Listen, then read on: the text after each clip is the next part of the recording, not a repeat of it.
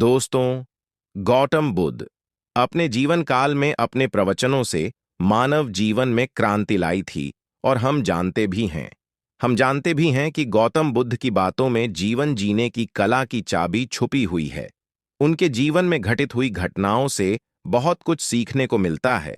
ऐसे ही एक घटना के बारे में आज मैं आपको बताऊंगा। गौतम बुद्ध के समय में एक सवाल उनसे अक्सर पूछा जाता था कि ईश्वर है या नहीं, और हर बार बुद्ध एक अलग जवाब देते थे। ईश्वर के बारे में पूछा गया। यह सवाल आज भी पहेली है और बुद्ध के समय में भी पहेली ही था। लोगों ने यह सवाल कई बार बुद्ध से पूछा, लेकिन बुद्ध कभी भी इसका सही जवाब नहीं।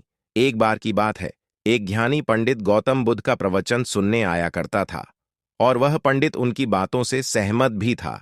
वह मानता था कि गौतम बुद्ध एक ज्ञानी पुरुष हैं।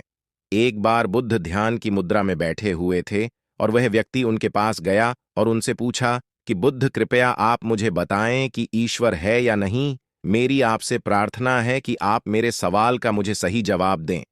बुद्ध के बारे में यह कहा जाता है कि वह कभी भी किसी भी प्रश्न का सीधा जवाब नहीं देते थे। उनके हर जवाब में रहस्य भरा होता था। ज्ञानी पंडित ने कहा कि मुझे ईश्वर के बारे में आपसे जानना है, ईश्वर है या नहीं। बुद्ध उसकी बात सुनकर मुस्कुराए और फिर पंडित से बोले, ठीक है गौतम। बुद्ध ने कहा कि मैं तुम्हारे सवाल का जवाब जरूर दूंगा, लेकिन उससे पहले मेरे कुछ प्रश्नों का जवाब आप मुझे दे दो। पंडित ने कहा, मैं बिल्कुल आपके प्रश्नों का जवाब दूंगा। आप कृपया प्रश्न पूछें। बुद्ध ने कहा कि क्या तुम सूर्य को मानते हो? पंडित ने बुद्ध की तरफ देखा और कहा कि यह किस प्रकार का प्रश्न है? मैं छोटा बच्चा हूं। आप जो मुझसे बच्चों वाला प्रश्न पूछ रहे हैं, सूर्य तो साक्षात प्रकट होता है और पूरी दुनिया को रोशनी देता है। धरती पर रहने वाले हर जीव को सूर्य से ऊर्जा प्राप्त होती है। सूर्य को तो हम रोज ही देखते हैं। बुद्ध ने उनसे कहा कि ईश्वर के होने के बारे में प्रश्न कहां से आया, क्योंकि जिस प्रकार सूर्य हमारे सामने है उसके होने का कोई प्रश्न नहीं होता। तब ईश्वर के लिए यह सवाल क्यों उठा? ईश्वर को मानने की क्या आवश्यकता है? इसका मतलब तो यह हुआ कि आपके मन में कहीं न कहीं ईश्वर के प्रति संदेह है, क्योंकि ईश्वर सूर्य की तरह आपके सामने नहीं है। आप ईश्वर को भी बुद्धि से ढूंढने के लिए निकले हो, और बुद्धि केवल उन्हीं बातों को मानती है जो उसके सामने दिखाई देता है। और ईश्वर कभी भी आपको प्रत्यक्ष रूप में सामने दिखाई नहीं देगा। अगर दिख जाए तो वह ईश्वर नहीं होगा। गौतम बुद्ध ने कहा कि तुम ईश्वर को मानते हो या नहीं? असल में यह प्रश्न ही गलत है, और गलत प्रश्न का सही उत्तर कैसे दिया जा सकता है? इसलिए अगर इस गलत प्रश्न के पूछे जाने पर और अगर किसी के उत्तर दिए जाने पर, तो वह उत्तर भी इस प्रश्न की तरह ही गलत होगा। पंडित बुद्ध की बात सुनकर थोड़ा भ्रमित सा हो गया। उसने कहा कि बुद्ध, आप किस तरह की बातें कर रहे हैं? मुझे कुछ समझ नहीं आ रहा है। बुद्ध ने कहा, अगर मैं तुम्हें सीधे शब्दों में बताऊं तो इसका मतलब यह है कि ईश्वर को माना नहीं बल्कि जाना जा सकता है। अगर तुम मुझसे यह प्रश्न करते कि मैं ईश्वर को जानना चाहता हूं, तो मैं तुम्हारी मदद कर सकता था, और जिस दिन तुम ईश्वर को जान जाओगे उस ईश्वर की व्याख्या तुम सीधे कभी नहीं कर पाओगे, लेकिन लोगों को ईश्वर के दर्शनों का स्वाद चखने में मदद जरूर कर सकते हो। तुम कभी अपना अनुभव किसी को दे नहीं सकते हो, लेकिन किसी को अनुभव कराने में सहायता जरूर कर सकते हो। दोस्तों, आपने बुद्ध के जीवन की कितनी कहानियां, किस्से सुने होंगे। वहां आपने देखा होगा कि बुद्ध ने कभी भी ईश्वर के बारे में स्पष्ट नहीं कहा, और इसकी वजह से कई बार बुद्ध के ऊपर उंगलियां भी उठीं।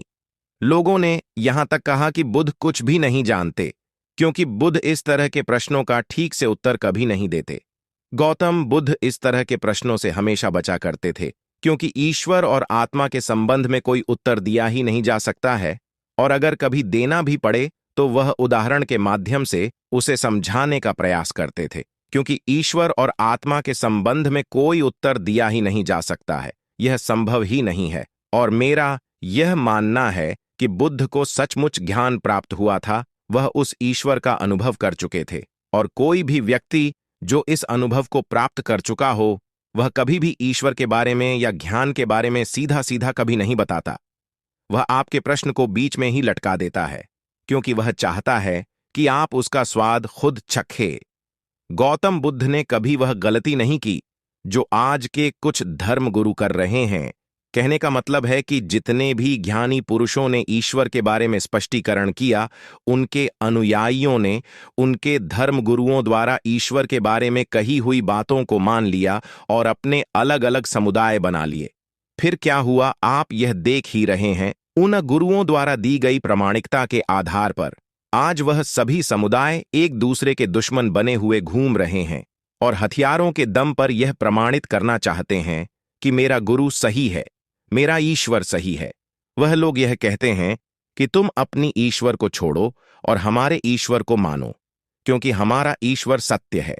अगर कोई व्यक्ति ईश्वर की सीधी व्याख्या कर देगा तो अज्ञानियों की भीड़ उसकी बातों को मान लेगी। वह भी ईश्वर का अनुभव कभी नहीं करेगी।